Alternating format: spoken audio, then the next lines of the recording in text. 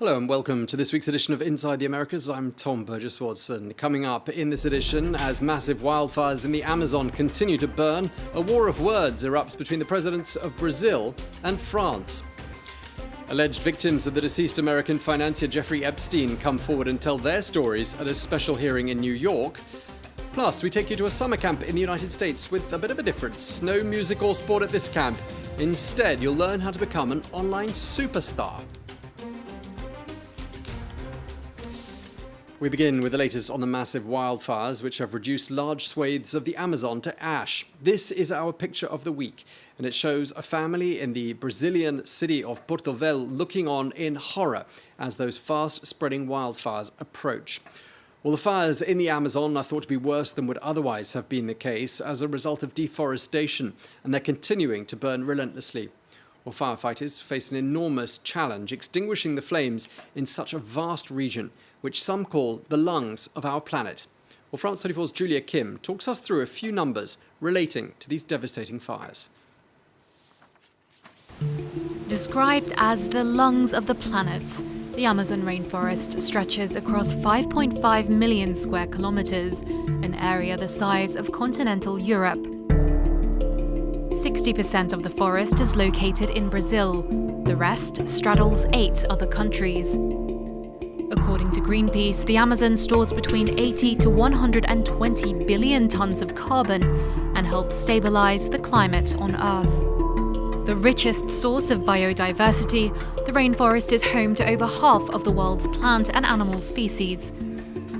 At approximately 6,600 kilometers in length, the Amazon River is the largest river by volume, providing nearly a fifth of the ocean's freshwater supply. But this ecological treasure is in danger. According to Brazil's National Institute for Space Research, more than 40,000 fires were recorded since the start of 2019, and that's just in Brazil. That's one of the highest figures in the last 10 years. Drought is one cause of the fires. So is the recent surge in deforestation. Brazil is the #1 exporter of beef and leather. The deforested land is used by farmers to raise over 211 million cattle. As the crisis grows, G7 nations have pledged 20 million euros in aid, while critics accuse the Brazilian government of sacrificing the Amazon for its economic benefit. Now, in an apparent about turn, the Brazilian government now says that it will accept foreign aid to help with those wildfires. This follows a public war of words between President Jair Bolsonaro and France's President Emmanuel Macron. But Brazil's far-right leader has found himself increasingly isolated on the world stage, and that's something that his recession-plagued economy can ill afford. France 24's Naomi Lloyd has this report. Foreign aid is welcome in the fight against the Amazon's fires, but only if Brazil decides how to use it. The announcement is a change of position for the Brazilian president, who hours earlier said he would only accept $20 million in aid from G7 countries if the French president withdrew insults against him. We have nothing against the G7, just against one president from the G7. We know what he's up to, what's his intention and why. There is no doubt about that for anybody. The feud between the two leaders was sparked when Macron accused Bolsonaro of lying about his commitments to fighting climate change and threatened to stop a major trade deal. Bolsonaro said last week that Brazil lacks the resources to fight the fires. When G7 countries offered help, he accused them of neo-colonialism and led an increasingly personal war of words that's involved the French president's wife and references to the fire at the Notre Dame Cathedral. Governors of states in the Brazilian Amazon told President Bolsonaro on Tuesday that they needed the money to help fight the record wildfires. Meanwhile, Peru and Colombia have called on fellow Amazonian countries to forge a pact to protect the world's largest tropical forest. We have agreed that the policies that we have for the Amazon, individually and independently, each government should work to integrate them so that the results be much more beneficial. A meeting of presidents is scheduled to take place in Colombia at the beginning of September. Dozens of the alleged victims of the deceased American financier Jeffrey Epstein have this week been telling their stories at a hearing in New York. They say they were sexually abused as part of a sex trafficking ring orchestrated by Epstein, who killed himself in prison in early August. Although he will never stand trial, the judge called for the hearing to go ahead to allow the victims to tell their stories. France 24's Alison Sargent has more. They will never get to face him and look him in the eyes. But Jeffrey Epstein's alleged victims had their day in court. One by one, over a dozen women stood before a New York City judge and gave their testimonies. Stories of rape and being coerced into performing sexual acts on older men when they were in their teens. All I'm going to say is today is a day of power and strength. I wanted to thank the judge for letting us speak, having some closure. Epstein was facing 45 years in prison on charges of sex trafficking when he killed himself in his jail cell earlier this month. His death means that his trial cannot go forward, but the judge called for the hearing, offering an exceptional opportunity for his accusers to be heard. He continued to rape me, and when he was finished, hopped off and went to the shower. It was both empowering and infuriating to know that the person who I needed to hear those words is not here to hear them. Do I feel his death was an appropriate punishment? Absolutely not. It gives nobody justice, and it leaves a lot of unanswered questions. The US Justice Department is investigating the circumstances surrounding Epstein's death and has vowed to pursue any accomplices in his alleged sex trafficking network. Meanwhile, multiple women have filed civil lawsuits against Epstein's estate, seeking damages.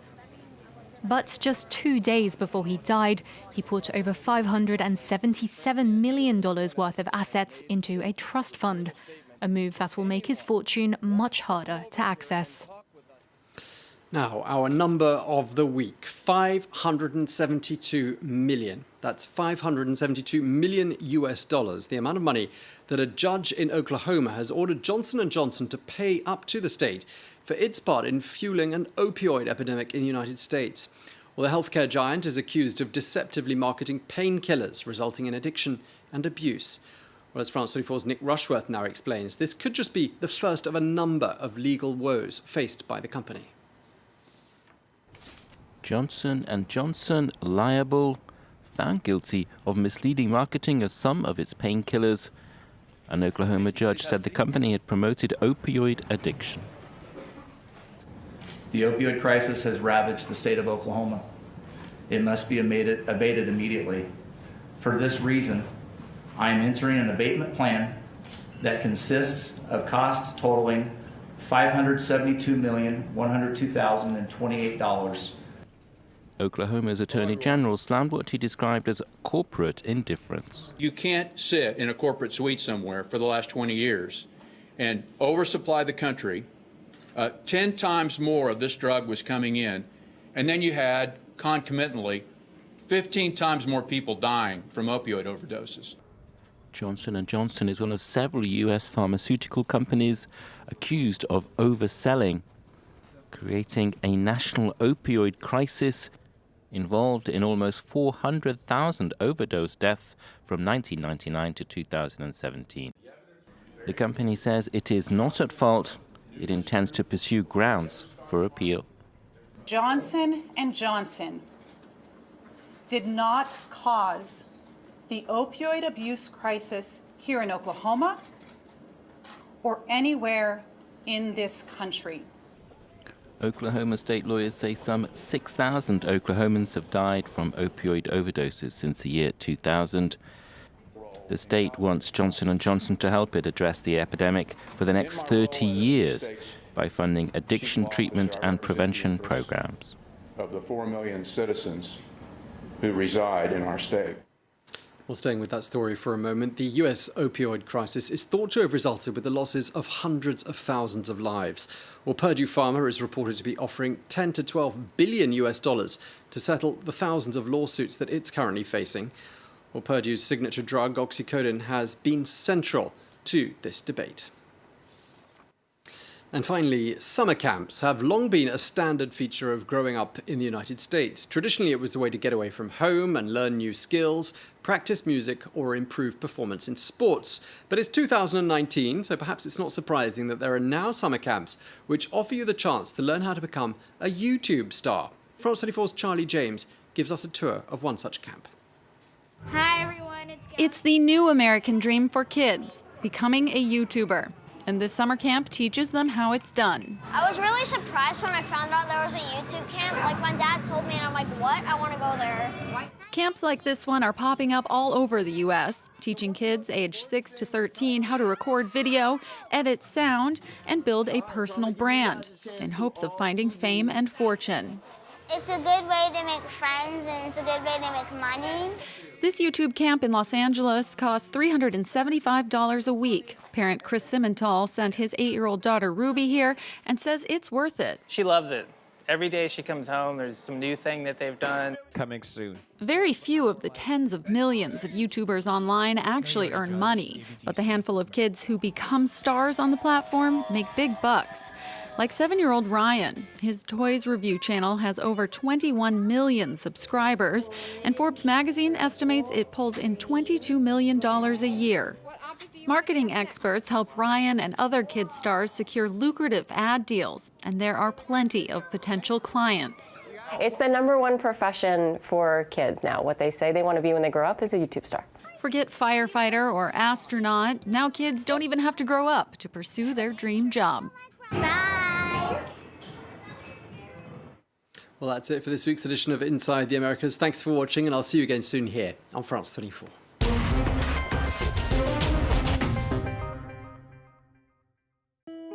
France 24, c'est la richesse de la diversité culturelle mondiale avec un réseau de correspondants à travers la planète. En France 24 en español comunicamos a Latinoamérica con el mundo entero. روح مهنية شعارها واحد حرية التعبير. هذه هي بصمة France 24. Africa on France 24 is about its people and their stories. Los ciudadanos nos cuentan cuáles son las iniciativas y las problemáticas que tienen en sus comunidades a través del programa Los Observadores. Eso los acerca aún más a France 24. Liberté, égalité, actualité.